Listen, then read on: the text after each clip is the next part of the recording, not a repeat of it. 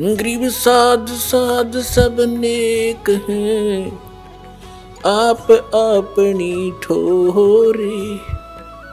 जो सतलोक ले जाएंगे वो साधु कोई और।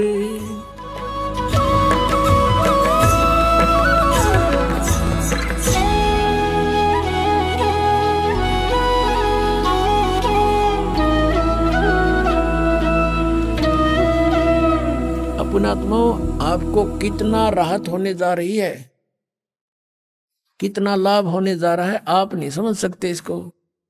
और हम कितना कष्ट उठा चुके हैं संख्यों बार।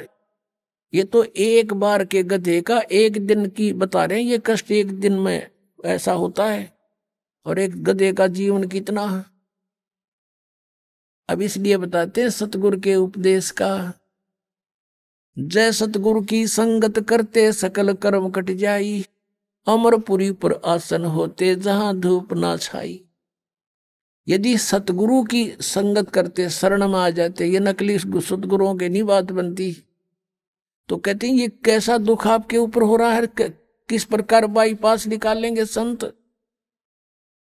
अब कितने दुख होते हैं प्राणी पर। आध्यात्मिक मार्ग को आध्यात्मिक घटनाओं से ही तोला जाता है, किसी के कहने मात्र से नहीं। आपको दिखाते हैं इतिहास,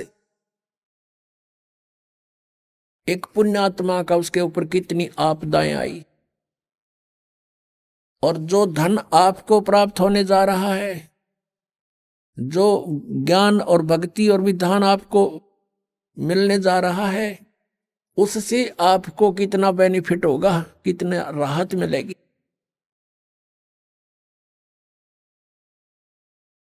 अब परमात्मा कहते हैं धर्मदास तो लाख दुहाई, और ये सार शब्द की दबार न जाई। आज तक जो परमात्मा ने इस तत्व ज्ञान को और इस तत्व नाम को, सार नाम को, असली मंत्र को छुपा के रखा हुआ था, क्योंकि सतयुग त्रेता द्वापर में ये प्राणी दुखी नहीं होता, और पिछले पुण्य कर्म इसके घड़े साथ होते हैं, जिस कारण से कोई भी कुछ भी साधना भक्ति कर रहा होता है उसमें भी वो सुखी रहता है। वो ये सोचता है मुझे इस साधना से ये सुख प्राप्त है। इस कारण से सतयुग त्रेता द्वापर में परमात्मा ने काल को छूट दे दी थी।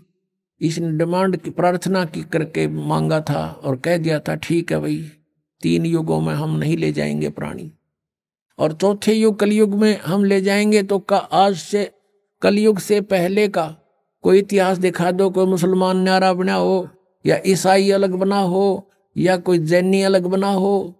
हम वेदों अनुसार साधना करते रहे, एक ही हमारा इतिहास था। वर्ण केवल कर्म आधार से थे। अब कलयुग में देख ले कितना हमारे अंदर कितनी इसने फूट डाल दी। कोई हिंदू बनाया, कोई मुसलमान बनाया, कोई ईसाई बनाया, कोई सिख बनाया, कोई कुछ बना दिए, हमें अलग अलग पाट दिया। इसको डर था कि कलयुग में परमात्मा से वायदा हुआ है वो आएंगे या अपना कोई दास भेजेंगे अपनी शक्ति देकर, तो उस समय तक ऐसा कर दो इन प्राणियों को ये कति कंडम हो जाए, एक दूसरे के शत्रु हो जाए, कोई एक दूसरे की साधना को गलत बता दे तो मरना तैयार हो जाए। ऐसे समय में परमात्मा ने ये स्टार्ट किया है। लेकिन ये बुद्धिहीनता हमारी, मान ले मैं आपके मार्ग को गलत बता रहा हूं और आपको कॉन्फिडेंस है सही है, तो मेरी बातें ना सुनो, इसमें झगड़े की क्या बात है। तो ये काल ही करवाता है। लेकिन अब परमात्मा की मेहर होगी अपने बच्चों पर, समाज शिक्षित है, सब इतिहास हमारे पास है, हमारे सदग्रंथ प्रत्येक धर्म के, प्रत्येक धर्म वालों के पास है। अरदास उसमें बताओगे ऐसा लिखा, आप खोल कर देख लेना, बात समझ में आ जाएगी। तो अभी तक हम सतगुरु ना मिलने से कितना कष्ट उठाया। सतगुरु के उपदेश का लाया एक विचारे, जय सतगुरु मिलते नहीं फिर जाते नरक दुआरे।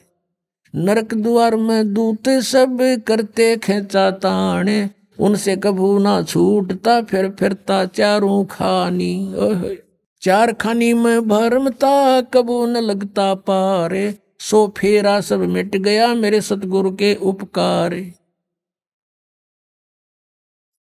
सात समंदर की मसी करूं और लेखनी करूं बन राय, धरती का कागज करूं गुरु गुण लिखे न जाए।